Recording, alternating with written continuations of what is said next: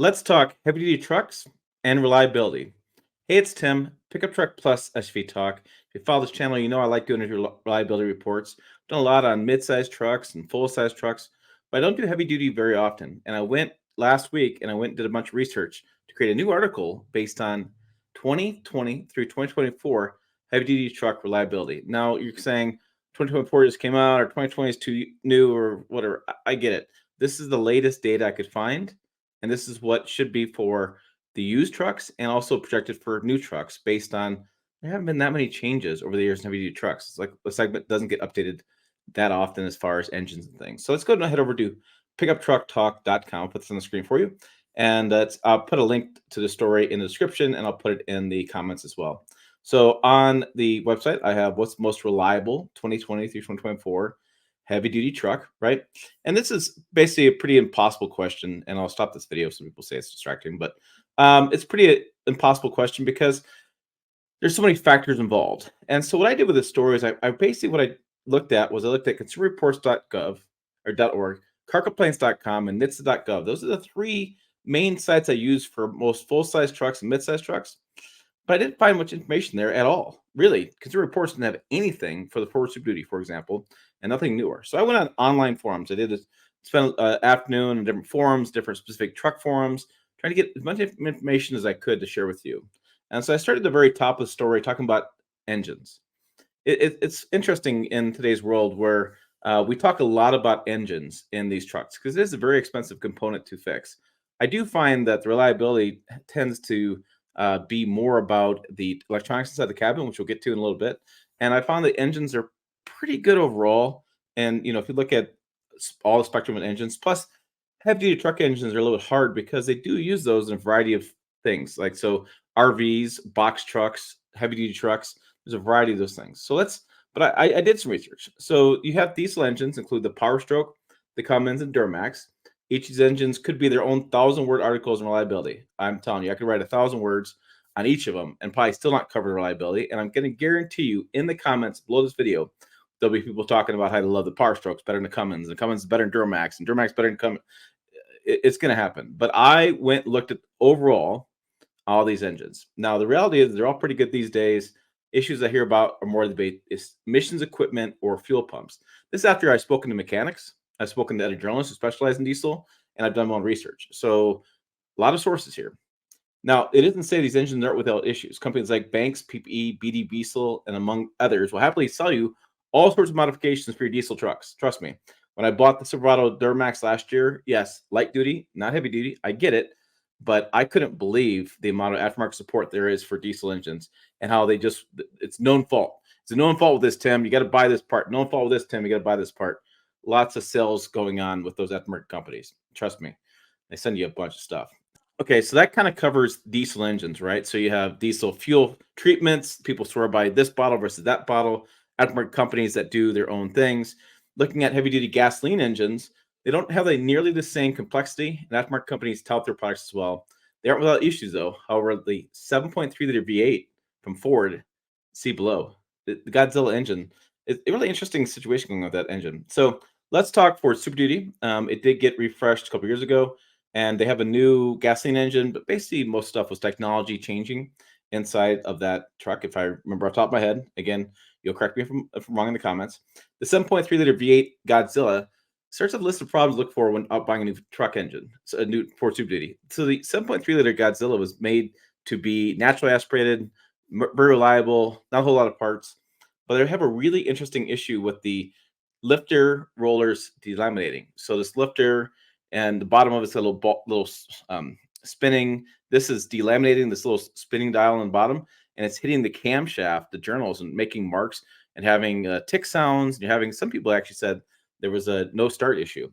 And so the mechanic put a YouTube video out, and I linked it in the story, and he basically shows the lamination. Now, I didn't find like this was rampant issue. There's people in the comments that video have had the same problem. On the forums, there's some people who have had the same issue with that as lifters.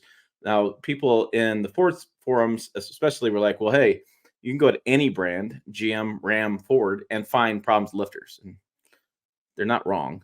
there's been some issues with lifters in different varieties. Hemi ticks, GM's got lifter issues in some of the V8 engines. So But it seems like a kind of oddball. This guy though has done like 3 or 4 of them, and they all were around 30,000 to 40,000 miles. It's happening on trucks, vans, and RVs as well. And like I said, there's a little spinner on the bottom of this lifter and a little ball that spins, and it's basically getting crusted off. It's not you're not seeing the whole thing. Let me see if I can't just pull this up real fast, and we will mute it and see if it. Oh, I gotta skip the ads. I really want to show you this because it's hard to describe. And he's got a picture of it right away. So that bottom lifter, I'm going to pause it right there. You can see that is delamination. So it's not keeping the same smooth surface, and that crusty kind of buildup there, it's actually crack making some problems with the camshaft journal because it spins and hits that, and then we're making issues. So that was that video explaining that. Let's see. Another question was whether it was a bad uh, batch of supplier parts, design flaw. This always comes up. I'll never get an answer from Ford on it. They'll never comment on it, but this is what happened. Now, for power stroke diesel engines, the other issue coming up was still the CB4 fuel pump. So CP4 is a Bosch fuel pump, and what they're finding is there's many lawsuits about this. You're basically destroying the entire fuel system in your diesel engine because of this fuel pump is actually sending out shards of metal in the fuel, and it's destroying the entire fuel line system. Now, I've seen this issue come up and come down and come up and come down over the years. It really had a height a couple years ago. We've seen automakers make changes to this. Specifically, some people moved away from it. Aftermarket companies offer retrofit kits to the older CP3 fuel pump. I've seen that pretty rampant. Banks does a lot of that stuff as far as CP4 with CP3. There's a CP4.2 as well. It's kind of confusing. But basically, when the pump fails, you're looking at about $10,000 to have that replaced, have the engine work done. There's a class action lawsuit against Ford and Bosch on this. You're talking hundreds of pages of information on this. Now, if you look for other issues, I mostly came up with empty at consumerreports.org. Only states predicted reliability for the Super Duty isn't that good. So it's really strange. They actually don't have any information for the last couple of years, but then they say it's not going to be very good. Interestingly, the Ford Super Duty uses a 10-speed transmission like the F-150. Now, if you follow the half-ton stuff I've done, 10-speed has been, it's been kicked around the curb quite a bit. It's not a great, people don't seem like they like it very much. Learning transmission, some have been totally replaced. What's interesting with the Super Duty, though, is I didn't uncover nearly the same volume of transmission issues half-ton owners are reporting. I actually didn't really find any. Now, it could be that Ford's F-150s, now that one's a 10R80 transmission, and it could be quite a bit different than the 10R100 or 10R140 used in Ford Super Duty trucks. So maybe that's the issue. Maybe it's a similar 10-speed transmission, but maybe they engineered it on their own, didn't do a co-part with General Motors, and maybe they had better luck with it. Maybe they took some learnings from the GM stuff and created their own transmission. But I find it just fascinating that we have a 10-speed in the half tons, lots of issues. The 10-speed and Super Duty, not hearing the same amount of issues. So just Godzilla has having some issues with lifters, like I showed you. Some Bosch CP4 fuel pump. Make sure you keep up on that, whether you have that or not. Might be smart just go aftermarket retro kit to go back to CP3. And beyond that, I'm sure there's a variety of electrical issues, things I'm missing. You guys let me know in the comments down below. So we have the Silverado and GMC Sierra heavy duty trucks. In this case, I went looking again to the forums and things, and I struck out completely on the top 3 sites. I went to my friends gm-trucks.com, Josh and Zane Mervis site. Quite a good forum over there. Several posts relating to electrical issues with new safety features technology. Man, that forum was like full of electrical issue, camera issue, electrical issue, camera issue, It was crazy. It very much dominated any discussion about engine transmission. If you know about the GM vehicles as well, the heavy duty trucks, really good combination. We'll get to more of that in the as far as the engine transmission. So Rabbit Town, which is a great forum name, says he basically summed it up, and this is where I've kind of pulled his quote from, because I looked through a bunch of different threads and all sorts of things. I mean, spending hours of this stuff, and he basically summarized it right with this: my safety features work only intermittently. Blind spot detection, parking sensors, lane departure all come and go. The parking brake also disconnects and reconnects if you're having a module replaced.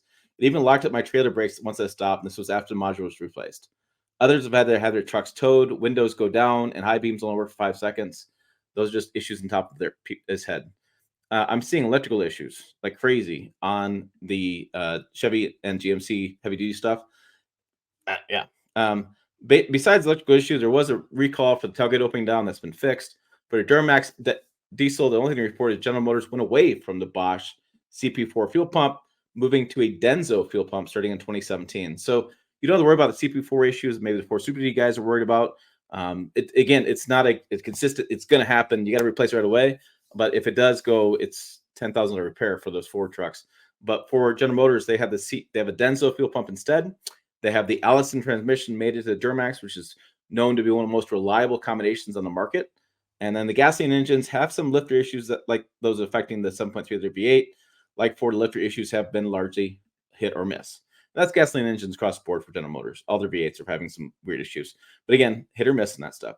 Looking at the Ram or Dodge, whatever you want to call these things, the 2020 to 2024 Ram 3/4 ton and 1 ton trucks. What's going on over there?